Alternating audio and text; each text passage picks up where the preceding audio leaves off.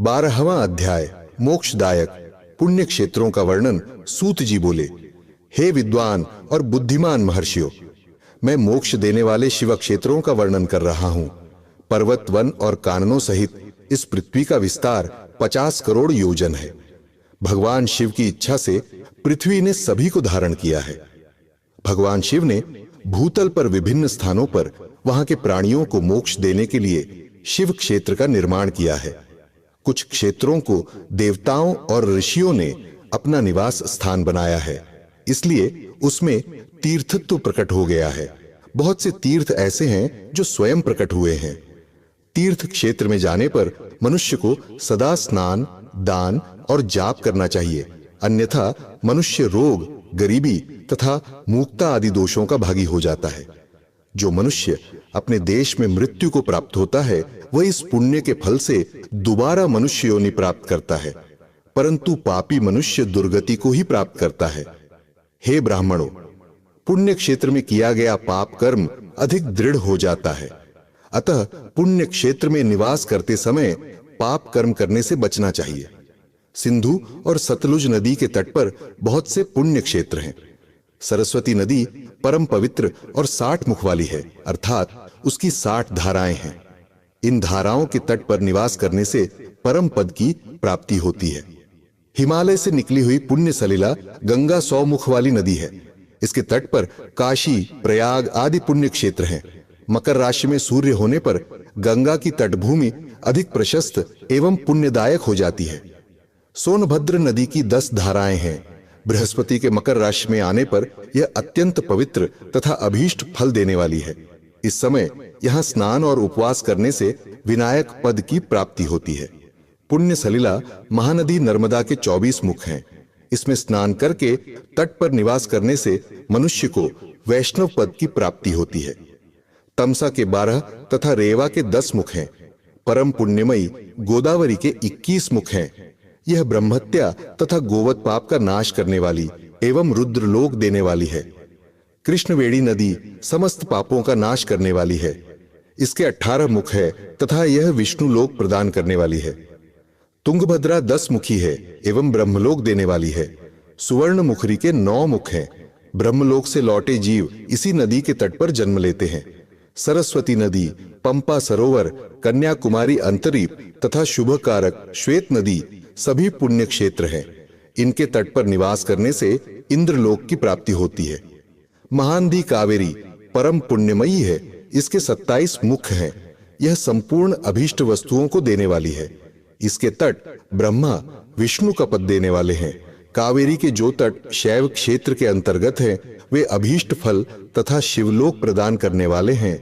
नैमिषारण्य तथा बद्रिकाश्रम में सूर्य और बृहस्पति के मेष राशि में आने पर स्नान और पूजन करने से ब्रह्मलोक की प्राप्ति होती है। सिंह और कर्क राशि में सूर्य की संक्रांति होने पर सिंधु नदी में किया स्नान तथा केदार तीर्थ के जल का पान एवं स्नान ज्ञानदायक माना जाता है। बृहस्पति के सिंह राशि में स्थित होने पर भाद्र मास में गोदावरी के जल में स्नान करने से शिवलोक की प्राप्ति होती है, ऐसा स्वयं भगवान शिव ने कहा था। सूर्य और बृहस्पति के कन्या राशि में स्थित होने पर यमुना और सोनभद्र में स्नान से धर्मराज और गणेश लोक में महान भोग की प्राप्ति होती है, ऐसी महर्षियों की मान्यता है। सूर्य और बृहस्पति के तुला राशि में होने पर कावेरी नदी में स्नान करने से भगवान विष्णु के वचन की महिमा से अभीष्ट फल की प्राप्ति होती है। मार्गशीर्ष माह में सूर्य और बृहस्पति के वृश्चिक राशि में आने पर नर्मदा में स्नान करने से विष्णु पद की प्राप्ति होती है। सूर्य और बृहस्पति के धनु राशि में होने पर सुवर्ण मुखरी नदी में किया स्नान शिवलोक प्रदान करने वाला है। मकर राशि में सूर्य और बृहस्पति के माघ मास में होने पर गंगा जी में किया गया स्नान शिवलोक प्रदान कराने वाला है। शिवलोक के पश्चात ब्रह्मा और विष्णु के स्थानों में सुख भोग कर अंत में मनुष्य को ज्ञान की प्राप्ति होती है। माघ मास में सूर्य के कुंभ राशि में होने पर फाल्गुन मास में गंगा तट पर किया श्राद्ध, पिंडदान अथवा तिलोदक दान पिता और नाना दोनों कुलों के पितरों की अनेकों पीढ़ियों का उद्धार करने वाला है। गंगा और कावेरी नदी का आश्रय लेकर तीर्थवास करने से पाप का नाश हो जाता है। ताम्रपर्णी और वेगवती नदियां ब्रह्मलोक की प्राप्ति रूप फल देने वाली हैं। इनके तट पर स्वर्गदायक क्षेत्र हैं। इन नदियों के मध्य में बहुत से पुण्य क्षेत्र हैं। यहाँ निवास करने वाला मनुष्य अभीष्ट फल का भागी होता है। सदाचार, उत्तम वृत्ति तथा सद्भावना के साथ मन में दया भाव रखते हुए विद्वान पुरुष को तीर्थ में निवास करना चाहिए, अन्यथा उसे फल नहीं मिलता। पुण्य क्षेत्र में जीवन बिताने का निश्चय करने पर तथा वास करने पर पहले का सारा पाप तत्काल नष्ट हो जाएगा, क्योंकि पुण्य को ऐश्वर्यदायक कहा जाता है। हे ब्राह्मणों, तीर्थ में वास करने पर उत्पन्न पुण्य कायिक, वाचिक और मानसिक सभी पापों का नाश कर देता है। तीर्थ में किया मानसिक पाप कई कल्पों तक पीछा नहीं छोड़ता, यह केवल ध्यान से ही नष्ट होता है। वाचिक पाप जाप से तथा कायिक पाप शरीर को सुखाने जैसे कठोर तप से नष्ट होता है। अतः सुख चाहने वाले पुरुष को देवताओं की पूजा करते हुए और ब्राह्मणों को दान देते हुए पाप से बचकर ही तीर्थ में निवास करना चाहिए। 13वां अध्याय सदाचार, संध्या वंदन, प्रणव, गायत्री जाप एवं अग्निहोत्र की विधि तथा महिमा। ऋषियों ने कहा, सूत जी, आप हमें वह सदाचार सुनाइए जिससे विद्वान पुरुष पुण्य लोकों पर विजय पाता है। स्वर्ग प्रदान करने वाले धर्ममय तथा नरक का कष्ट देने वाले अधर्ममय आचारों का वर्णन कीजिए। सूत जी बोले, सदाचार का पालन करने वाला मनुष्य ही ब्राह्मण कहलाने का अधिकारी है।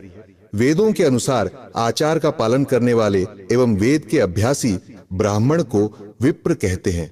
सदाचार, वेदाचार तथा विद्या गुणों से युक्त होने पर उसे द्विज कहते हैं। वेदों का कम आचार तथा कम अध्ययन करने वाले एवं राजा के पुरोहित अथवा सेवक ब्राह्मण को क्षत्रिय ब्राह्मण कहते हैं। जो ब्राह्मण कृषि या वाणिज्य कर्म करने वाला है तथा ब्राह्मणोचित आचार का भी पालन करता है, वह वैश्य ब्राह्मण है तथा स्वयं खेत जोतने वाला शूद्र ब्राह्मण कहलाता है।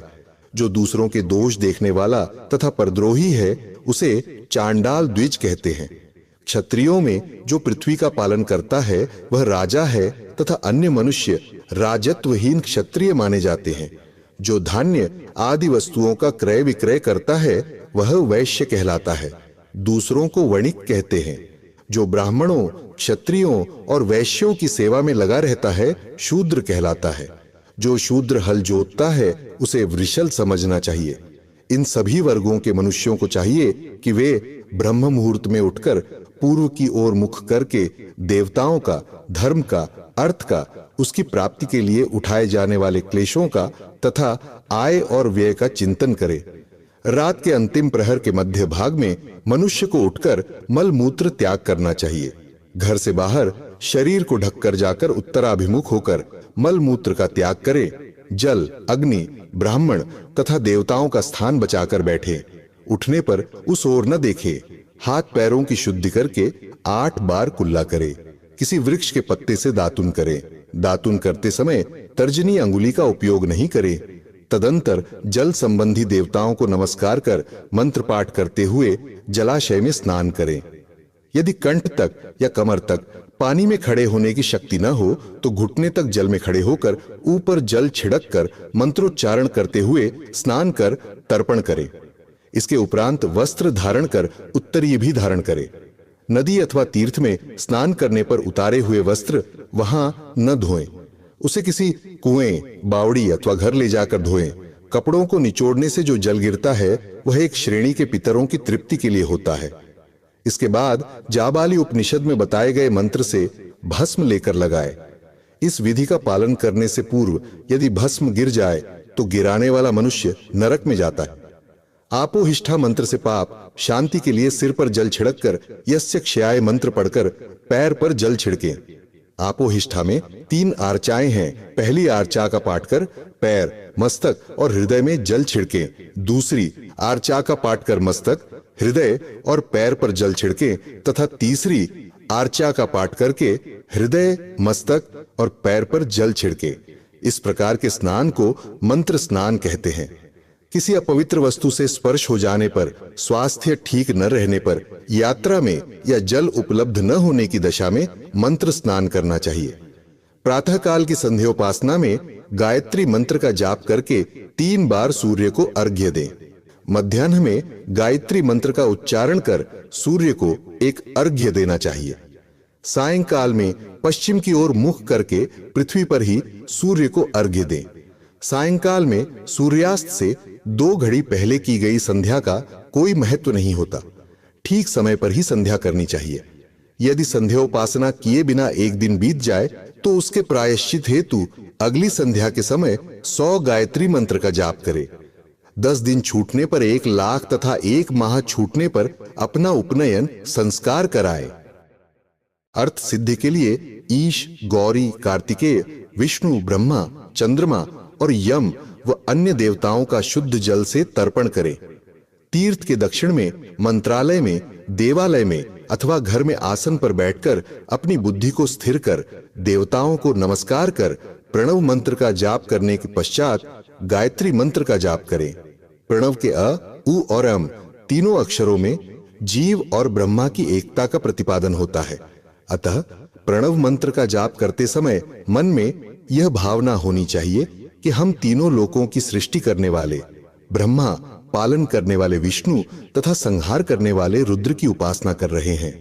यह ब्रह्मस्वरूप ओंकार हमारी कर्मेंद्रियों, ज्ञानेंद्रियों, मन की वृत्तियों तथा बुद्धि वृत्तियों को सदा भोग और मोक्ष प्रदान करने वाले धर्म एवं ज्ञान की ओर प्रेरित करें। जो मनुष्य प्रणव मंत्र के अर्थ का चिंतन करते हुए इसका जाप करते हैं वे निश्चय ही ब्रह्मा को प्राप्त करते हैं, तथा जो मनुष्य बिना अर्थ जाने प्रणव मंत्र का जाप करते हैं उनको ब्राह्मणत्व की पूर्ति होती है। इस हेतु श्रेष्ठ ब्राह्मण को प्रतिदिन प्रातः काल 1 सहस्र गायत्री मंत्र का जाप करना चाहिए। मध्याह्न में 100 बार तथा सायं 18 बार जाप करे। अन्य वर्णों के मनुष्यों को सामर्थ्य के अनुसार जाप करना चाहिए। हमारे शरीर के भीतर मूलाधार, स्वादिष्ठान, मणिपुर, अनाहत, आज्ञा और सहस्रार नामक 6 चक्र हैं। इन चक्रों में क्रमशः विद्येश्वर, ब्रह्मा, विष्णु, ईश, जीवात्मा और परमेश्वर स्थित हैं। सद्भावना पूर्वक श्वास के साथ सोहम का जाप करें। 100 बार किया गया जाप ब्रह्मलोक प्रदान करने वाला है। 100 बार किए जाप से इंद्रपद की प्राप्ति होती है। आत्मरक्षा के लिए जो मनुष्य अल्प मात्रा में इसका जाप करता है वह ब्राह्मण कुल में जन्म लेता है। 12 लाख गायत्री का जाप करने वाला मनुष्य ब्राह्मण कहा जाता है। जिस ब्राह्मण ने 1 लाख गायत्री का भी जप न किया हो उसे वैदिक कार्यों में न लगाएं। यदि एक दिन उल्लंघन हो जाए तो अगले दिन उसके बदले में उतने अधिक मंत्रों का जाप करना चाहिए। ऐसा करने से दोषों की शांति होती है, धर्म से अर्थ की प्राप्ति होती है, अर्थ से भोग सुलभ होता है, भोग से वैराग्य की संभावना होती है, धर्म पूर्वक उपार्जित धन से भोग प्राप्त होता है, उससे भोगों के प्रति आसक्ति उत्पन्न होती है। मनुष्य धर्म से धन पाता है एवं तपस्याओं से दिव्य रूप प्राप्त करता है।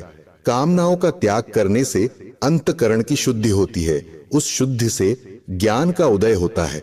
सतयुग में तप को तथा कलियुग में दान को धर्म का अच्छा साधन माना गया है। सतयुग में ध्यान से, त्रेता में तपस्या से और द्वापर में यज्ञ करने से ज्ञान की सिद्धि होती है, परंतु कलियुग में प्रतिमा की पूजा से ज्ञान लाभ होता है। अधर्म हिंसात्मक और दुख देने वाला है। धर्म से सुख व अभ्युदय की प्राप्ति होती है, दुराचार से दुख तथा सदाचार से सुख मिलता है। अतः भोग और मोक्ष की सिद्धि के लिए धर्म का उपार्जन करना चाहिए। किसी ब्राह्मण को 100 वर्ष के जीवन निर्वाह की सामग्री देने पर ही ब्रह्मलोक की प्राप्ति होती है। एक सहस्र चांद्रायण व्रत का अनुष्ठान ब्रह्मलोकदायक माना जाता है। दान देने वाला पुरुष जिस देवता को सामने रखकर दान करता है, अर्थात जिस देवता को वह दान द्वारा प्रसन्न करना चाहता है, उसी देवता का लोक उसे प्राप्त होता है। धनहीन पुरुष तपस्या कर अक्षय सुख को प्राप्त कर सकते हैं। ब्राह्मण को दान ग्रहण कर तथा यज्ञ करके धन का अर्जन करना चाहिए। क्षत्रिय बाहुबल से तथा वैश्य कृषि एवं गोरक्षा से धन का उपार्जन करे। इस प्रकार न्याय से उपार्जित धन को दान करने से दाता को ज्ञान की सिद्धि प्राप्त होती है एवं ज्ञान से ही मोक्ष की प्राप्ति सुलभ होती है। गृहस्थ मनुष्य को धन धान्य आदि सभी वस्तुओं का दान करना चाहिए। जिसके अन्न को खाकर मनुष्य कथा श्रवण तथा सत्कर्म का पालन करता है तो उसका आधा फल दाता को मिलता है। दान लेने वाले मनुष्य को दान में प्राप्त वस्तु का दान तथा तपस्या द्वारा पाप की शुद्धि करनी चाहिए। उसे अपने धन के 3 भाग करने चाहिए, एक धर्म के लिए, दूसरा वृद्धि के लिए एवं तीसरा उपभोग के लिए। धर्म के लिए रखे धन से नित्य, नैमित्तिक और इच्छित कार्य करें। वृद्धि के लिए रखे धन से ऐसा व्यापार करें जिससे धन की प्राप्ति हो तथा उपभोग के धन से पवित्र भोग भोगे। खेती से प्राप्त धन का 10वां भाग दान कर दें, इससे पाप की शुद्धि होती है। वृद्धि के लिए किए गए व्यापार से प्राप्त धन का 6ठा भाग दान देना चाहिए। विद्वान को चाहिए कि वह दूसरों के दोषों का बखान न करे। ब्राह्मण भी दोषवश दूसरों के सुने या देखे हुए छिद्र को कभी प्रकट न करे। विद्वान पुरुष ऐसी बात न कहे जो समस्त प्राणियों के हृदय में रोष पैदा करने वाली हो। दोनों संध्याओं के समय अग्नि को विधि पूर्वक दी हुई आहुति से संतुष्ट करे। चावल, धान्य, घी, फल, कंद तथा हविष्य के द्वारा स्थालीपाक बनाए तथा यथोचित रीति से सूर्य और अग्नि को अर्पित करे। यदि दोनों समय अग्निहोत्र करने में असमर्थ हो तो संध्या के समय जाप और सूर्य की वंदना कर ले। आत्मज्ञान की इच्छा रखने वाले तथा धनी पुरुषों को इसी प्रकार उपासना करनी चाहिए। जो मनुष्य सदा ब्रह्म यज्ञ करते हैं, देवताओं की पूजा, अग्नि पूजा और गुरु पूजा प्रतिदिन करते हैं तथा ब्राह्मणों को भोजन तथा दक्षिणा देते हैं, वे स्वर्ग लोक के भागी होते हैं। 14वां अध्याय अग्नियज्ञ, देवयज्ञ और ब्रह्मयज्ञ का वर्णन आर्षियों ने कहा। प्रभो, अग्नियज्ञ, देवयज्ञ और ब्रह्मयज्ञ का वर्णन करके हमें कृतार्थ करे। सूत जी बोले, महर्षियों, गृहस्थ पुरुषों के लिए प्रातः और सायंकाल अग्नि में 2 चावल और द्रव्य की आहुति ही अग्नियज्ञ है। ब्रह्मचारियों के लिए समिधा का देना ही अग्नियज्ञ है, अर्थात अग्नि में सामग्री की आहुति देना उनके लिए अग्नियज्ञ है। द्विजों का जब तक विवाह न हो जाए उनके लिए अग्नि में समिधा की आहुति, व्रत तथा जाप करना ही अग्नियज्ञ है। द्विजो जिसने अग्नि को विसर्जित कर उसे अपनी आत्मा में स्थापित कर लिया है, ऐसे वानप्रस्थियों और सन्यासियों के लिए यही अग्नियज्ञ है कि वे समय पर हितकर और पवित्र अन्न का भोजन कर लें। ब्राह्मणों, सायंकाल अग्नि के लिए दी आहुति से संपत्ति की प्राप्ति होती है तथा प्रातः काल सूर्य देव को दी आहुति से आयु की वृद्धि होती है। दिन में अग्निदेव सूर्य में हो प्रविष्ट हो जाते हैं, अतः प्रातः काल सूर्य को दी आहुति अग्नियज्ञ के समान ही होती है। इंद्र आदि समस्त देवताओं को प्राप्त करने के उद्देश्य से जो आहुति अग्नि में दी जाती है वह देवयज्ञ कहलाती है।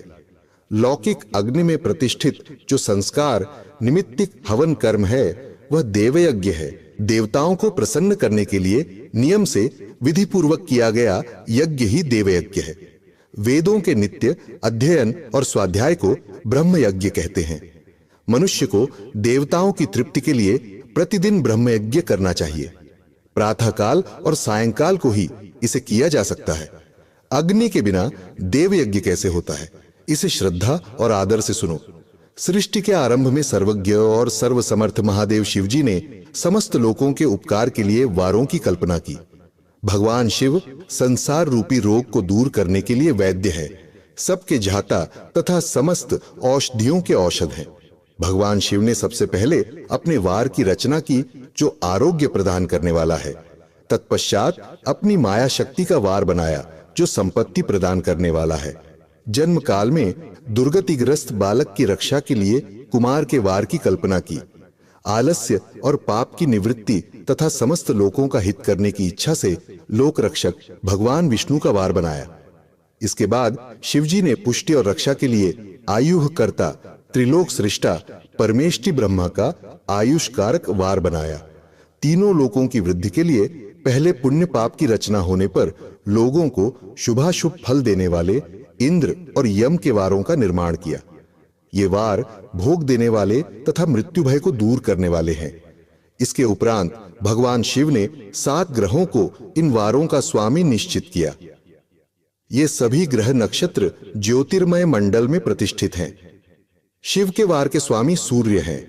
शक्ति संबंधी वार के स्वामी सोम, कुमार संबंधी वार के अधिपति मंगल, विष्णु वार के स्वामी बुध, ब्रह्मा जी के वार के स्वामी बृहस्पति, इंद्र वार के स्वामी शुक्र व यम वार के स्वामी शनि हैं।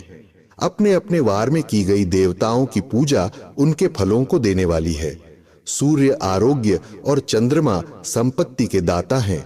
बुध व्याधियों के निवारक तथा बुद्धि प्रदाता हैं। बृहस्पति आयु की वृद्धि करते हैं। शुक्र भोग देते हैं और शनि मृत्यु का निवारण करते हैं। इन सातों वारों के फल उनके देवताओं के पूजन से प्राप्त होते हैं। अन्य देवताओं की पूजा का फल भी भगवान शिव ही देते हैं। देवताओं की प्रसन्नता के लिए पूजा की 5 पद्धतियां हैं। पहले उन देवताओं के मंत्रों का जाप, दूसरा होम, तीसरा दान, चौथा तप तथा 5वां वेदी पर प्रतिमा में अग्नि अथवा ब्राह्मण के शरीर में विशिष्ट देव की भावना करके 16 उपचारों से पूजा तथा आराधना करना। दोनों नेत्रों तथा मस्तक के रोग में और कुष्ठ रोग की शांति के लिए भगवान सूर्य की पूजा करके ब्राह्मणों को भोजन कराएं। इससे यदि प्रबल प्रारब्ध का निर्माण हो जाए तो जरा एवं रोगों का नाश हो जाता है। इष्ट देव के नाम मंत्रों का जाप वार के अनुसार फल देते हैं। रविवार को सूर्य देव व अन्य देवताओं के लिए तथा अन्य ब्राह्मणों के लिए विशिष्ट वस्तु अर्पित करें। यह साधन विशिष्ट फल देने वाला होता है तथा इसके द्वारा पापों की शांति होती है। सोमवार को संपत्ति व लक्ष्मी की प्राप्ति के लिए लक्ष्मी की पूजा करें तथा पत्नी के साथ ब्राह्मणों को घी में पका अन्न भोजन कराएं। मंगलवार को रोगों की शांति के लिए काली की पूजा करें। उड़द, मूंग एवं अरहर की दाल से युक्त अन्न का भोजन ब्राह्मणों को कराएं। बुधवार को दधि युक्त अन्न से भगवान विष्णु का पूजन करें। ऐसा करने से पुत्र मित्र की प्राप्ति होती है। जो दीर्घायु होने की इच्छा रखते हैं वे बृहस्पतिवार को देवताओं का वस्त्र, यज्ञोपवीत तथा घी मिश्रित खीर से पूजन करें। भोगों की प्राप्ति के लिए शुक्रवार को एकाग्र चित्त होकर देवताओं का पूजन करें और ब्राह्मणों की तृप्ति के लिए षड्रस युक्त अन्न दें। स्त्रियों की प्रसन्नता के लिए सुंदर वस्त्र का विधान करें। शनिवार अपमृत्यु का निवारण करने वाला है। इस दिन रुद्र की पूजा करें। तिल के होम व दान से देवताओं को संतुष्ट करके ब्राह्मणों को तिल मिश्रित भोजन कराएं। इस तरह से देवताओं की पूजा करने से आरोग्य एवं उत्तम फल की प्राप्ति होगी। देवताओं के नित्य विशेष पूजन, स्नान, दान, जाप, होम तथा ब्राह्मण तर्पण एवं रवि आदि वारों में विशेष तिथि और नक्षत्रों का योग प्राप्त होने पर विभिन्न देवताओं के पूजन में जगदीश्वर भगवान शिव ही उन देवताओं के रूप में पूजित होकर सब लोगों को आरोग्य फल प्रदान करते हैं। देश, काल, पात्र, द्रव्य, श्रद्धा एवं लोक के अनुसार उनका ध्यान रखते हुए महादेव जी आराधना करने वालों को आरोग्य आदि फल देते हैं। मंगल कार्यों के आरंभ में और अशुभ कार्यों के अंत में तथा जन्म नक्षत्रों के आने पर गृहस्थ पुरुष अपने घर में आरोग्य की समृद्धि के लिए सूर्य ग्रह का पूजन करे। इससे सिद्ध होता है कि देवताओं का पूजन संपूर्ण अभीष्ट वस्तुओं को देने वाला है। पूजन वैदिक मंत्रों के अनुसार ही होना चाहिए। शुभ फल की इच्छा रखने वाले मनुष्यों को 7 दिन अपनी शक्ति के अनुसार देव पूजन करना चाहिए। निर्धन मनुष्य तपस्या व व्रत आदि से तथा धनी धन के द्वारा देवी देवताओं की आराधना करे। जो मनुष्य श्रद्धा पूर्वक इस तरह के धर्म का अनुष्ठान करता है वह पुण्यलोक में अनेक प्रकार के फल भोग कर पुनः इस पृथ्वी पर जन्म ग्रहण करता है। धनवान पुरुष सदा भोग सिद्धि के लिए मार्ग में वृक्ष लगाकर लोगों के लिए छाया की व्यवस्था करते हैं और उनके लिए कुएं, बावली बनवाकर पानी की व्यवस्था करते हैं। वेद शास्त्रों की प्रतिष्ठा के लिए पाठशाला का निर्माण या अन्य किसी भी प्रकार से धर्म का संग्रह करते हैं और स्वर्ग लोक को प्राप्त होते हैं।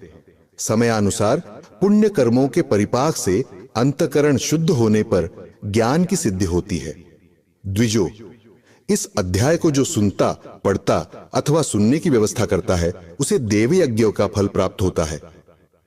15वां अध्याय देश, काल, पात्र और दान का विचार। ऋषियों ने कहा, समस्त पदार्थों के जाताओं में श्रेष्ठ सूत जी हमसे देश, काल और दान का वर्णन करें। देश का वर्णन सूत जी बोले, अपने घर में किया देवयज्ञ शुद्ध ग्रह के फल को देने वाला है।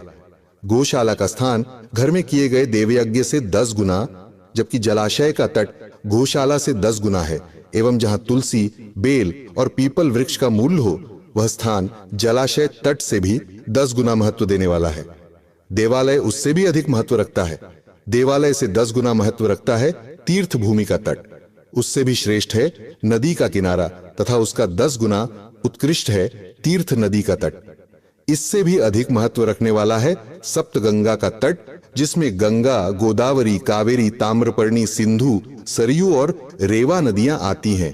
इससे भी 10 गुना अधिक फल समुद्र का तट और उससे भी 10 गुना अधिक फल पर्वत चोटी पर पूजा करने से होता है। और सबसे अधिक महत्व का स्थान वह होता है जहां मन रम जाए। काल का वर्णन सतयुग में यज्ञ, दान आदि से संपूर्ण फलों की प्राप्ति होती है। त्रेता में तिहाई, द्वापर में धा, कलयुग में इससे भी कम फल प्राप्त होता है। परंतु शुद्ध हृदय से किया गया पूजन आधा फल देने वाला होता है। इससे 10 गुना फल सूर्य संक्रांति के दिन उससे 10 गुना अधिक फल तुला, और मेष की संक्रांति में तथा चंद्र ग्रहण में उससे भी 10 गुना फल मिलता है। सूर्य ग्रहण में उससे भी 10 गुना अधिक फल प्राप्त होता है। महापुरुषों के साथ में वह काल करोड़ों सूर्य ग्रहण के समान पावन है, ऐसा ज्ञानी पुरुष मानते हैं। पात्र वर्णन तपोनिष्ठ योगी और ज्ञाननिष्ठ योगी पूजा के पात्र होते हैं, क्योंकि ये पापों के नाश के कारण होते हैं। जिस ब्राह्मण ने 24 लाख गायत्री का जाप कर लिया हो, वह भी पूजा का पात्र है। वह संपूर्ण काल और भोग का दाता है। गायत्री के जाप से शुद्ध हुआ ब्राह्मण परम पवित्र है। इसलिए दान, जाप, होम और पूजा सभी कर्मों के लिए वही शुद्ध पात्र है। स्त्री या पुरुष जो भी भूखा हो, वही अन्नदान का पात्र है। जिसे जिस वस्तु की इच्छा हो, उसे वह वस्तु बिना मांगे ही दे दी जाए तो दाता को उस दान का पूरा फल प्राप्त होता है। याचना करने के बाद दिया गया दान आधा ही फल देता है। सेवक को दिया दान चौथाई फल देने वाला होता है। दीन ब्राह्मण को दिए गए धन का दान दाता को इस भूतल पर 10 वर्षों तक भोग प्रदान करने वाला है।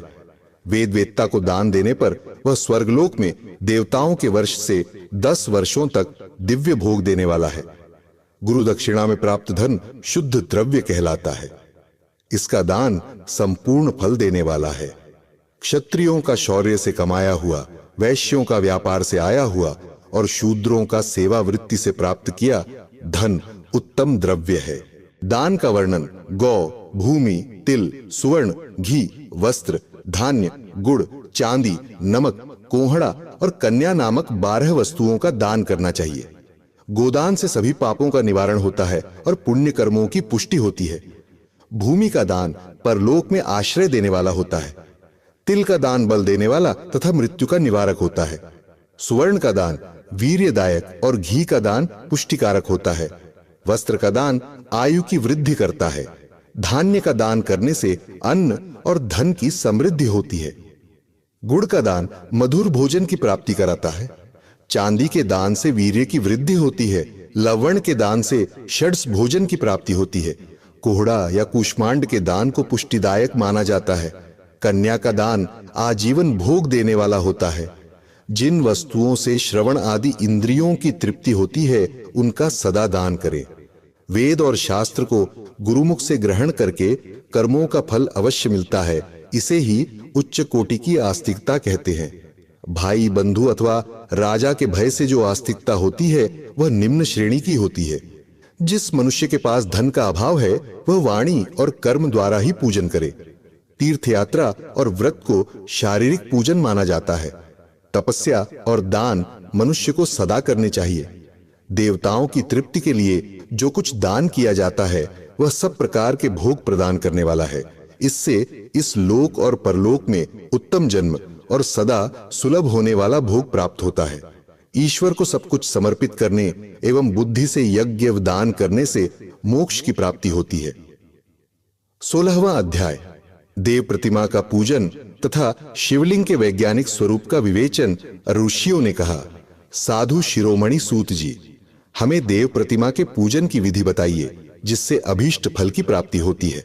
सूत जी बोले, हे महर्षियों, मिट्टी से बनाई हुई प्रतिमा का पूजन करने से पुरुष स्त्री सभी के मनोरथ सफल हो जाते हैं। इसके लिए नदी, तालाब, कुआं या जल के भीतर की मिट्टी लाकर सुगंधित द्रव्य से उसको शुद्ध करे। उसके बाद दूध डालकर अपने हाथ से सुंदर मूर्ति बनाए। पद्मासन द्वारा प्रतिमा का आदर सहित पूजन करें। गणेश, सूर्य, विष्णु, शिव, पार्वती की मूर्ति और शिवलिंग का सदैव पूजन करें। संपूर्ण मनोरथों की सिद्धि के लिए 16 उपचारों द्वारा पूजन करें। किसी मनुष्य द्वारा स्थापित शिवलिंग पर एक सेर नैवेद्य से पूजन करें। देवताओं द्वारा स्थापित शिवलिंग को 3 सेर नैवेद्य अर्पित करें तथा स्वयं प्रकट हुए शिवलिंग का पूजन 5 सेर नैवेद्य से करें। इससे अभीष्ट फल की प्राप्ति होती है। इस प्रकार सहस्र बार पूजन करने से सत्यलोक की प्राप्ति होती है। 12 अंगुल चौड़ा और 25 अंगुल लंबा ये लिंग का प्रमाण है और 15 अंगुल ऊंचा लोहे या लकड़ी के बनाए हुए पत्र का नाम शिव है। इसके अभिषेक से आत्मशुद्धि, गंध चढ़ाने से पुण्य, नैवेद्य चढ़ाने से आयु तथा धूप देने से धन की प्राप्ति होती है। दीप से ज्ञान और तांबूल बूल से भोग मिलता है। अतएव स्नान आदि 6 पूजन के अंगों को अर्पित करें। नमस्कार और जाप संपूर्ण अभीष्ट फलों को देने वाला है।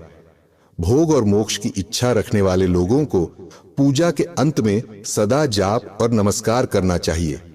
जो मनुष्य जिस देवता की पूजा करता है, बीवी सही महर्षियों, भूलोक में श्री गणेश पूजनीय हैं।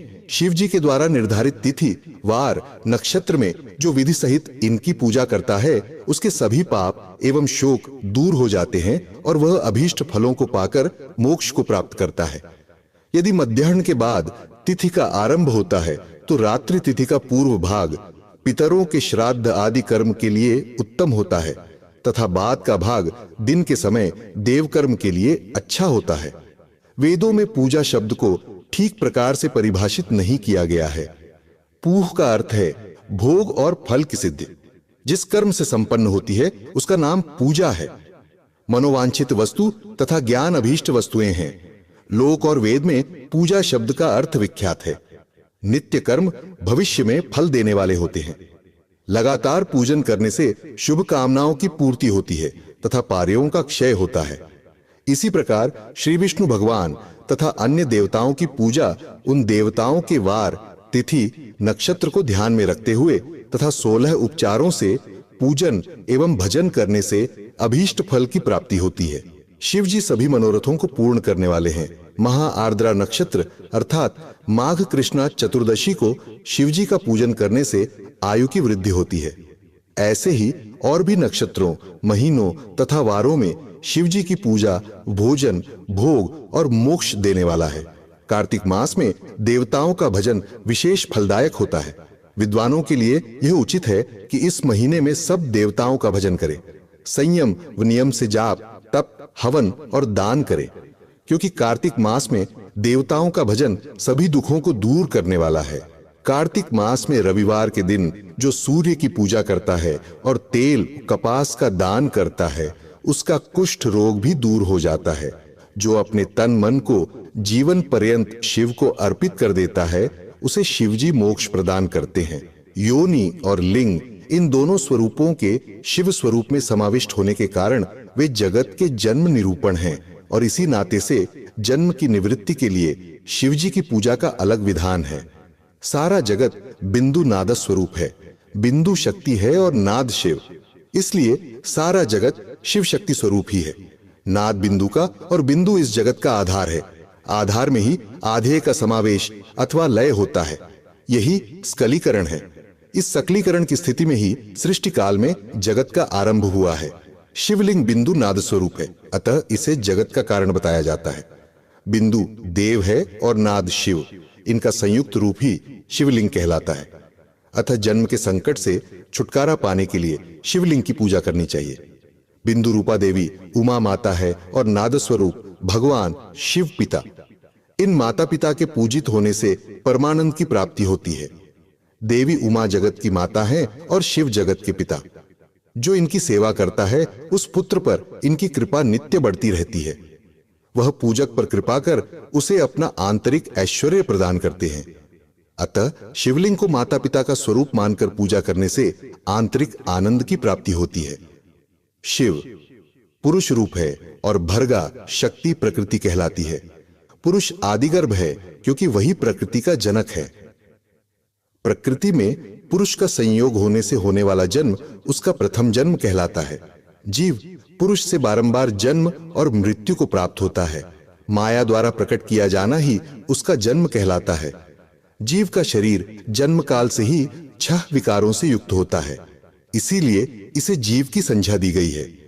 जन्म लेकर जो प्राणी विभिन्न पाशों अर्थात बंधनों में पड़ता है वह जीव है। जीव पशुता के पास से जितना छूटने का प्रयास करता है उसमें उतना ही उलझता जाता है। कोई भी साधन जीव को जन्म मृत्यु के चक्र से मुक्त नहीं कर पाते। शिव के अनुग्रह से ही महामाया का प्रसाद जीव को प्राप्त होता है और मुक्ति मार्ग पर अग्रसर होता है। जन्म मृत्यु के बंधन से मुक्त होने के लिए श्रद्धा पूर्वक शिवलिंग का पूजन करना चाहिए। गाय के दूध, दही और घी को शहद और शक्कर के साथ मिलाकर पंचामृत तैयार करें तथा इन्हें अलग अलग भी रखें। पंचामृत से शिवलिंग का अभिषेक व स्नान करें। दूध अन्न मिलाकर नैवेद्य तैयार कर प्रणव मंत्र का जाप करते हुए उसे भगवान शिव को अर्पित कर दें। प्रणव को ध्वनिलिंग, स्वयंभूलिंग और नाद स्वरूप होने के कारण नादलिंग तथा बिंदु स्वरूप होने के कारण बिंदुलिंग के रूप में प्रसिद्ध प्राप्त है। अचल रूप से प्रतिष्ठित शिवलिंग को मक्कार स्वरूप माना जाता है, इसलिए वह मक्कार लिंग कहलाता है। सवारी निकालने में उकारलिंग का उपयोग होता है। पूजा की दीक्षा देने वाले गुरु आचार्य विग्रह आकार का प्रतीक होने से आकार लिंग के 6 भेद हैं। इनकी नित्य पूजा करने से साधक जीवन मुक्त हो जाता है। 17वां अध्याय प्रणव का महात्म्य व शिवलोक के वैभव का वर्णन। आर्षि बोले, महामुनि, आप हमें प्रणव मंत्र का महात्म्य तथा शिव की भक्ति पूजा का विधान सुनाइए। प्रणव का महात्म्य सूत जी ने कहा, महर्षियों, आप लोग तपस्या के धनी हैं तथा आपने मनुष्यों की भलाई के लिए बहुत ही सुंदर प्रश्न किया है। मैं आपको इसका उत्तर सरल भाषा में दे रहा हूं। प्रकृति से उत्पन्न संसार रूपी महासागर का नाम है प्रणव।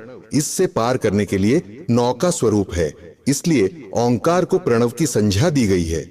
प्रपंच नन नहीं है, वह तुम्हारे लिए, इसलिए ओम को प्रणव नाम से जाना जाता है। अर्थात प्रणव वह शक्ति है जिसमें जीव के लिए किसी प्रकार का भी प्रपंच अथवा धोखा नहीं है। यह प्रणव मंत्र सभी भक्तों को मोक्ष देता है। मंत्र का जाप तथा इसकी पूजा करने वाले उपासकों को यह नूतन ज्ञान देता है।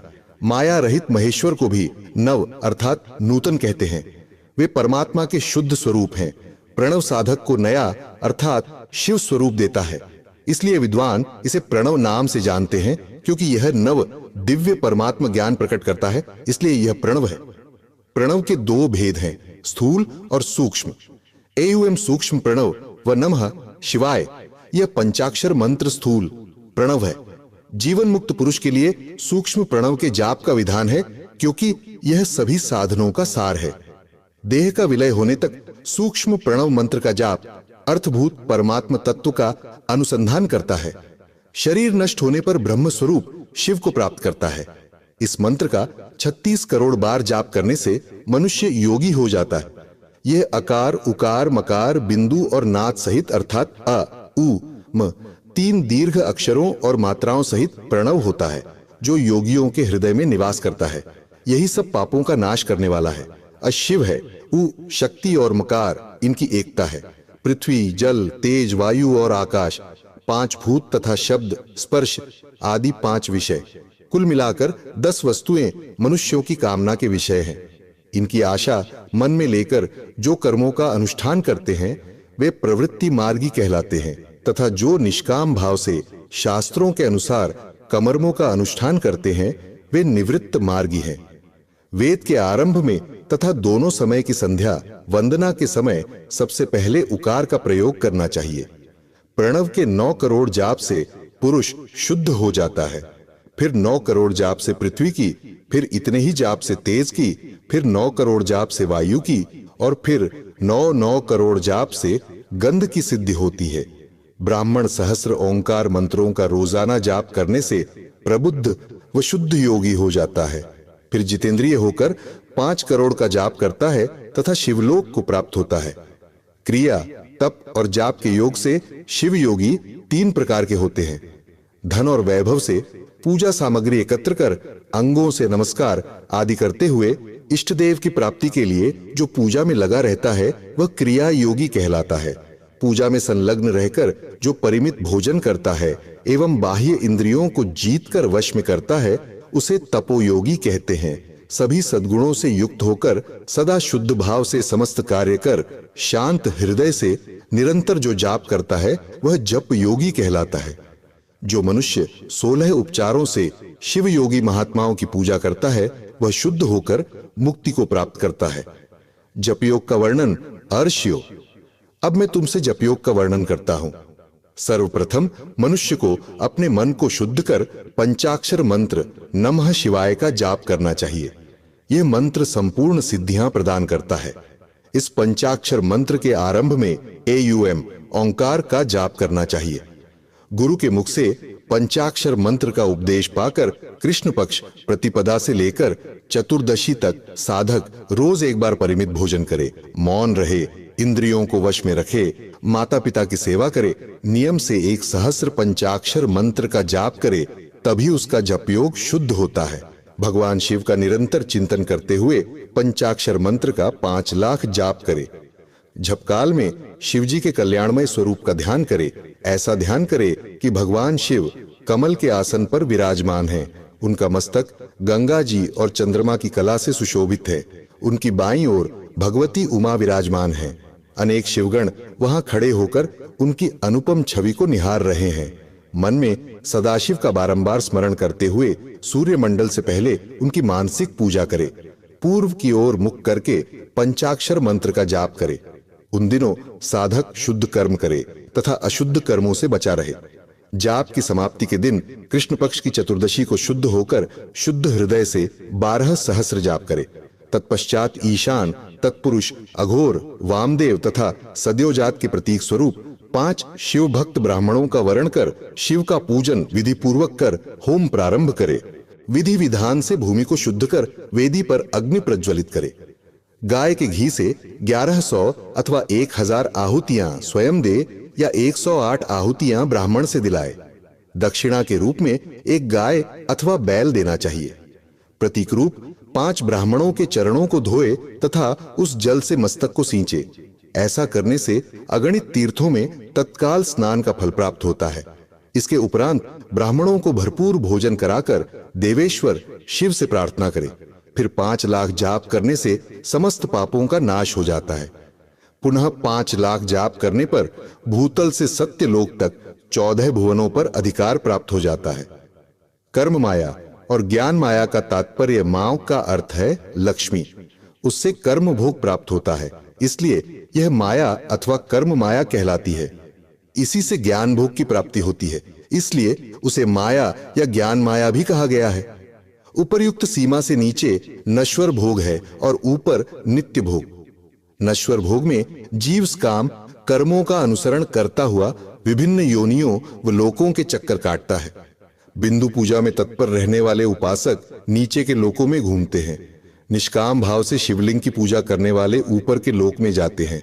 नीचे कर्म लोक है और यहाँ सांसारिक जीव रहते हैं।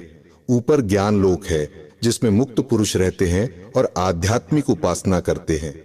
शिवलोक के वैभव का वर्णन जो मनुष्य सत्य अहिंसा से भगवान शिव की पूजा में तत्पर रहते हैं, कालचक्र को पार कर जाते हैं। कालचक्रेश्वर की सीमा तक महेश्वर लोक है। उससे ऊपर वृषभ के आकार में धर्म की स्थिति है। उसके सत्य, शौच, अहिंसा और दया 4 पाद हैं। वह साक्षात शिवलोक के द्वार पर खड़ा है। शिव भक्ति का सत्कार साधक 5 लाख जाप करने के पश्चात भगवान शिव की प्रसन्नता के लिए महाभिषेक एवं नैवेद्य से शिव भक्तों का पूजन करे। भक्त की पूजा से भगवान शिव बहुत प्रसन्न होते हैं। शिव भक्त का शरीर शिव रूप ही है। जो शिव के भक्त हैं और वेद की सारी क्रियाओं को जानते हैं, वे जितना अधिक शिव मंत्र का जाप करते हैं उतना ही शिव का सामीप्य बढ़ता है। शिव भक्त स्त्री का रूप पार्वती देवी का है तथा मंत्रों का जाप करने से देवी का सान्निध्य प्राप्त हो जाता है। साधक स्वयं शिव स्वरूप होकर पराशक्ति अर्थात पार्वती का पूजन शक्ति बेर तथा लिंग का चित्र बनाकर अथवा मिट्टी से इनकी आकृति का निर्माण करके प्राण प्रतिष्ठा कर इसका पूजन करे। शिवलिंग को शिव मानकर अपने को शक्ति रूप समझकर शक्ति लिंग को देवी मानकर पूजन करे। शिव भक्त शिव मंत्र रूप होने के कारण शिव के स्वरूप है। जो 16 उपचारों से उनकी पूजा करता है उसे अभीष्ट फलों की प्राप्ति होती है। उपासना के उपरांत शिव भक्त की सेवा से विद्वानों पर शिवजी प्रसन्न होते हैं। 5, 10 या 100 सपत्नीक शिव भक्तों को बुलाकर आदर पूर्वक भोजन कराए। शिव भावना रखते हुए निष्कपट पूजा करने से भूतल पर फिर जन्म नहीं होता। 18वां अध्याय बंधन और मोक्ष का विवेचन। शिव के भस्म धारण का रहस्य। अर्षि बोले, सर्वज्ञों में श्रेष्ठ सूत जी, बंधन और मोक्ष क्या है? कृपया हम पर कृपा कर हमें बताएं। सूत जी ने कहा, महर्षियों, मैं बंधन और मोक्ष के स्वरूप व उपाय का वर्णन तुम्हारे लिए कर रहा हूं। पृथ्वी के 8 बंधनों के कारण ही आत्मा की जीव संज्ञा है, अर्थात बंधनों में बंधा हुआ जीव बद्ध कहलाता है और जो उन बंधनों से छूटा हुआ है उसे मुक्त कहते हैं। प्रकृति, बुद्धि, त्रिगुणात्मक अहंकार और 5 तन्मात्राएं आदि 8 तत्वों के समूह से देह की उत्पत्ति हुई है। देह से कर्म होता है और फिर कर्म से नूतन देह की उत्पत्ति होती है। शरीर को स्थूल, सूक्ष्म और कारण के भेद से जानना चाहिए। स्थूल शरीर व्यापार कराने वाला, सूक्ष्म शरीर इंद्रिय भोग प्रदान करने वाला तथा शरीर को आत्मानंद की अनुभूति कराने वाला होता है। कर्मों के द्वारा ही जीव पाप और पुण्य भोगता है। इन्हीं से सुख दुख की प्राप्ति होती है। अतः कर्मपाश में बंधकर जीव शुभाशुभ कर्मों द्वारा चक्र की भांति घुमाया जाता है। इससे छुटकारा पाने के लिए महाचक्र के कर्ता भगवान शिव की स्तुति और आराधना करनी चाहिए। शिव ही सर्वज्ञ, परिपूर्ण और अनंत शक्तियों को धारण किए हैं। जो मन, वचन, शरीर और धन से बेरलिंग या भक्तजनों में शिव भावना करके उनकी पूजा करते हैं, उन पर शिव जी की कृपा अवश्य होती है। शिवलिंग में शिव की प्रतिमा ने शिव भक्तजनों में शिव की भावना करके उनकी प्रसन्नता के लिए पूजा करनी चाहिए। पूजन शरीर, मन, वाणी और धन से कर सकते हैं। भगवान शिव पूजा करने वाले पर विशेष कृपा करते हैं और अपने लोक में निवास का सौभाग्य प्रदान करते हैं। जब तन्मात्राएं वश में हो जाती हैं, तब जीव जगदम्बा सहित शिव का सामीप्य प्राप्त कर लेता है। भगवान का प्रसाद प्राप्त होने पर बुद्धि वश में हो जाती है। सर्वज्ञता और तृप्ति शिव के ऐश्वर्य हैं। इन्हें पाकर मनुष्य की मुक्ति हो जाती है। इसलिए शिव का कृपा प्रसाद प्राप्त करने के लिए उन्हीं का पूजन करना चाहिए। शिव क्रिया, शिव तप, शिव मंत्र जाप, शिव ज्ञान और शिव ध्यान प्रतिदिन प्रातः से रात को सोते समय तक, जन्म से मृत्यु तक करना चाहिए एवं मंत्रों और विभिन्न पुष्पों से शिव की पूजा करनी चाहिए। ऐसा करने से भगवान शिव का लोक प्राप्त होता है। ऋषि बोले, उत्तम व्रत का पालन करने वाले सूत जी, शिवलिंग की पूजा कैसे करनी चाहिए? कृपया हमें बताइए। सूत जी ने कहा, ब्राह्मणों, सभी कामनाओं को पूर्ण करने वाले लिंग के स्वरूप का मैं तुमसे वर्णन कर रहा हूं। सूक्ष्म लिंग निष्कल होता है और स्थूल लिंग सकल। पंचाक्षर मंत्र को स्थूल लिंग कहते हैं। दोनों ही लिंग साक्षात मोक्ष देने वाले हैं। प्रकृति एवं पौरुष लिंग के रूपों के बारे में एकमात्र भगवान शिव ही जानते हैं और कोई नहीं जानता। पृथ्वी पर 5 लिंग हैं जिनका विवरण मैं तुम्हें सुनाता हूं। पहला स्वयंभू शिवलिंग, दूसरा बिंदुलिंग, तीसरा प्रतिष्ठित लिंग, चौथा चरलिंग और 5वां गुरुलिंग है। देवर्षियों की तपस्या से संतुष्ट हो उनके समीप प्रकट होने के लिए पृथ्वी के अंतर्गत बीज रूप में व्याप्त हुए भगवान शिव वृक्षों के अंकुर की भांति भूमि को भेद कर नादलिंग के रूप में व्यक्त हो जाते हैं। स्वतः प्रकट होने के कारण ही इसका नाम स्वयं भूलिंग है। इसकी आराधना करने से ज्ञान की वृद्धि होती है। सोने चांदी, भूमि, वेदी पर हाथ से प्रणव मंत्र लिखकर भगवान शिव की प्रतिष्ठा और आह्वान करें तथा 16 उपचारों से उनकी पूजा करें। ऐसा करने से साधक को ऐश्वर्य की प्राप्ति होती है।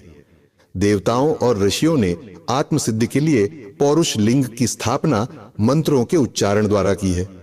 यही प्रतिष्ठित लिंग कहलाता है। किसी ब्राह्मण अथवा राजा द्वारा मंत्र पूर्वक स्थापित किया गया लिंग भी प्रतिष्ठित लिंग कहलाता है, किंतु वह प्राकृत लिंग है। शक्तिशाली और नित्य होने वाला पौरुष लिंग तथा दुर्बल और अनित्य होने वाला प्राकृत लिंग कहलाता है। लिंग नाभि, जीभ, हृदय और मस्तक में विराजमान आध्यात्मिक लिंग को चरलिंग कहते हैं। पर्वत को पौरुष लिंग और भूतल को विद्वान प्राकृत लिंग मानते हैं। पौरुष लिंग समस्त ऐश्वर्य को प्रदान करने वाला है। प्राकृत लिंग धन प्रदान करने वाला है। चरलिंग में सबसे प्रथम रसलिंग ब्राह्मणों को अभीष्ट वस्तु प्रदान करने वाला है। सुवर्ण लिंग वैश्यों को धन, बाणलिंग क्षत्रियों को राज्य, सुंदर लिंग शूद्रों को महाशुद्धि प्रदान करने वाला है। बचपन, जवानी और बुढ़ापे में स्फटिकमय शिवलिंग का पूजन स्त्रियों को समस्त भोग प्रदान करने वाला है। समस्त पूजा कर्म गुरु के सहयोग से करें। इष्ट देव का अभिषेक करने के पश्चात अघनी के चावल की बनी खीर तथा नैवेद्य अर्पण करें। निवृत्त मनुष्य को सूक्ष्म लिंग का पूजन विभूति के द्वारा करना चाहिए। विभूति लोकाग्निजनित, वेदाग्निजनित और शिवाग्निजनित 3 प्रकार की होती है। लोकाग्निजनित अर्थात लौकिक भस्म को शुद्ध के लिए रखें। मिट्टी, लकड़ी और लोहे के पात्रों की धान्य, तिल, वस्त्र आदि की भस्म से शुद्धि होती है। वेदों से जनित भस्म को वैदिक कर्मों के अंत में धारण करना चाहिए। मूर्तिधारी शिव का मंत्र पढ़कर बेल की लकड़ी जलाए। कपिला गाय के गोबर तथा शमी, पीपल, पलाश, बड़, अमल, ताश और बेर की लकड़ियों से अग्नि जलाएं। इसे शुद्ध भस्म माना जाता है। भगवान शिव ने अपने गले में विराजमान प्रपंच को जलाकर भस्म रूप से सार तत्व को ग्रहण किया। उनके सारे अंग विभिन्न वस्तुओं के सार रूप हैं। भगवान शिव ने अपने माथे के तिलक में ब्रह्मा, विष्णु और रुद्र के सार तत्व को धारण किया है। सजल भस्म को धारण करके शिव जी की पूजा करने से सारा फल मिलता है। शिव मंत्र से भस्म धारण कर श्रेष्ठ आश्रमी होता है। शिव की पूजा अर्चना करने वाले को अपवित्रता और सूतक नहीं लगता। गुरु शिष्य के राजस, तामस और तमोगुण का नाश कर शिव का बोध कराता है। ऐसे गुरु के हाथ से भस्म धारण करनी चाहिए। जन्म और मरण सब भगवान शिव ने ही बनाए हैं। जो इन्हें उनकी सेवा में ही अर्पित कर देता है वह बंधनों से मुक्त हो जाता है। स्थूल, सूक्ष्म और कारण को वश में कर लेने से मोक्ष प्राप्त होता है। जो शिव की पूजा में तत्पर हो, मौन रहे, सत्य तथा गुणों से युक्त हो, क्रिया, जाप, तप करता रहे, उसे दिव्य ऐश्वर्य की प्राप्ति होती है तथा ज्ञान का उदय होता है। शिव भक्ति यथा योग्य क्रिया एवं अनुष्ठान करे तथा धन का उपयोग कर शिव स्थान में निवास करें। भगवान शिव के महात्म्य का सभी के सामने प्रचार करें। शिव मंत्र के रहस्य को उनके अलावा कोई नहीं जानता है, इसलिए शिवलिंग का नित्य पूजन करें। 19वां अध्याय पूजा का भेद। ऋषि बोले, हे सूत जी, आप हम पर कृपा करके पार्थिव महेश्वर की महिमा का वर्णन जो आपने वेद व्यास जी से सुना है सुनाइए। सूत जी बोले, हे ऋषियों, मैं भोग और मोक्ष देने वाली पार्थिव पूजा पद्धति का वर्णन कर रहा हूं। पार्थिव लिंग सभी लिंगों में सर्वश्रेष्ठ है। इसके पूजन से मनोवांछित फलों की प्राप्ति होती है। अनेक देवता, दैत्य, मनुष्य, गंधर्व, सर्प एवं राक्षस शिवलिंग की उपासना से अनेक सिद्धियां प्राप्त कर चुके हैं। जिस प्रकार सतयुग में रत्न का, त्रेता में स्वर्ण का व द्वापर में पारे का महत्व है, उसी प्रकार कलियुग में पार्थिव लिंग अति महत्वपूर्ण है। शिव मूर्ति का पूजन तप से भी अधिक फल प्रदान करता है। जिस प्रकार गंगा नदी सभी नदियों में श्रेष्ठ एवं पवित्र मानी जाती है, उसी प्रकार पार्थिव लिंग सभी लिंगों में सर्वश्रेष्ठ है। जैसे सब व्रतों में शिवरात्रि का व्रत श्रेष्ठ है, सब दैवीय शक्तियों में दैवी शक्ति श्रेष्ठ है, वैसे ही सब लिंगों में पार्थिव लिंग श्रेष्ठ है। पार्थिव लिंग का पूजन धन, वैभव, आयु एवं लक्ष्मी देने वाला तथा संपूर्ण कार्यों को पूर्ण करने वाला है। जो मनुष्य भगवान शिव का पार्थिव लिंग बनाकर प्रतिदिन पूजा करता है, वह शिवपद एवं शिवलोक को प्राप्त करता है। निष्काम भाव से पूजन करने वाले को मुक्ति मिल जाती है। जो ब्राह्मण कुल में जन्म लेकर भी पूजन नहीं करता, वह घोर नरक को प्राप्त करता है। 20वां अध्याय पार्थिव लिंग पूजन की विधि। पार्थिव लिंग की श्रेष्ठता तथा महिमा का वर्णन करते हुए सूत जी ने कहा, हे श्रेष्ठ महर्षियों, वैदिक कर्मों के प्रति श्रद्धा भक्ति रखने वाले मनुष्यों के लिए पार्थिव लिंग पूजा पद्धति ही परम उपयोगी एवं श्रेष्ठ है तथा भोग एवं मोक्ष प्रदान करने वाली है। सर्वप्रथम सूत्रों की विधि से स्नान करें। सांध्य उपासना के उपरांत ब्रह्म यज्ञ करें। तत्पश्चात देवताओं, ऋषियों, मनुष्यों और पितरों का तर्पण करें। सब नित्य कर्मों को करके शिव भगवान का स्मरण करते हुए भस्म तथा रुद्राक्ष को धारण करें। फिर पूर्ण भक्ति भावना से पार्थिव लिंग की पूजा अर्चना करें। ऐसा करने से संपूर्ण मनोवांछित फलों की प्राप्ति होती है। किसी नदी या तालाब के किनारे, पर्वत पर या जंगल में या शिवालय में अथवा अन्य किसी पवित्र स्थान पर पार्थिव पूजन करना चाहिए। पवित्र स्थान की मिट्टी से शिवलिंग का निर्माण करना चाहिए। ब्राह्मण श्वेत मिट्टी से, क्षत्रिय लाल मिट्टी से, वैश्य पीली मिट्टी से एवं शूद्र काली मिट्टी से शिवलिंग का निर्माण करे। शिवलिंग हेतु मिट्टी को एकत्र कर उसे गंगा जल से शुद्ध करके धीरे धीरे उससे लिंग का निर्माण करे तथा इस संसार के सभी भोगों को तथा संसार से मोक्ष प्राप्त करने हेतु पार्थिव लिंग का पूजन भक्ति भावना से करे। सर्वप्रथम ऐं नमः शिवाय मंत्र का उच्चारण करते हुए समस्त पूजन सामग्री को एकत्र कर उसे जल से शुद्ध करें। भूरसी मंत्र द्वारा क्षेत्र की सिद्धि करें। फिर जल का संस्कार करें, स्फटिक शिला का घेरा बनाएं तथा क्षेत्र शुद्धि करें। तत्पश्चात शिवलिंग की प्रतिष्ठा करें तथा वैदिक रीति से पूजा उपासना करें। भगवान शिव का आवाहन करें तथा आसन पर उन्हें स्थापित करके उनके समक्ष आसन पर स्वयं बैठ जाएं। शिवलिंग को दूध, दही और घी से स्नान कराएं। आर्चाओं से मधु, शहद और शक्कर से स्नान कराएं। ये पांचों वस्तुएं दूध, दही, घी, शहद और शक्कर पंचामृत कहलाते हैं।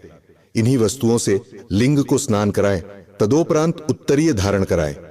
चारों अर्चाओं को पढ़कर भगवान शिव को वस्त्र और यज्ञोपवीत समर्पित करें तथा सुगंधित चंदन एवं रोली चढ़ाएं तथा अक्षत, फूल और बेलपत्र अर्पित करें। नैवेद्य और फल अर्पित कर 11 रुद्रों का पूजन करें तथा पूजन कर्म करने वाले पुरोहित को दक्षिणा दें।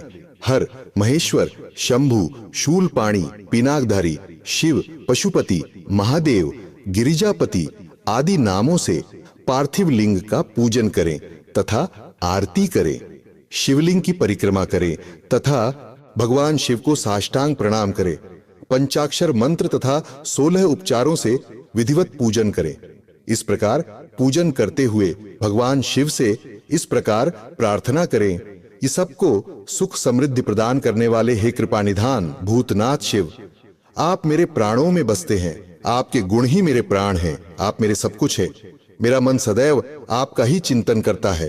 हे प्रभु, यदि मैंने कभी भूलवश अथवा जानबूझकर भक्ति पूर्वक आपका पूजन किया हो तो वह सफल हो जाए। मैं महापापी हूं, पतित हूं, जबकि आप पतित पावन हैं। हे महादेव सदाशिव, आप वेदों, पुराणों और शास्त्रों के सिद्धांतों के परम ज्ञाता हैं।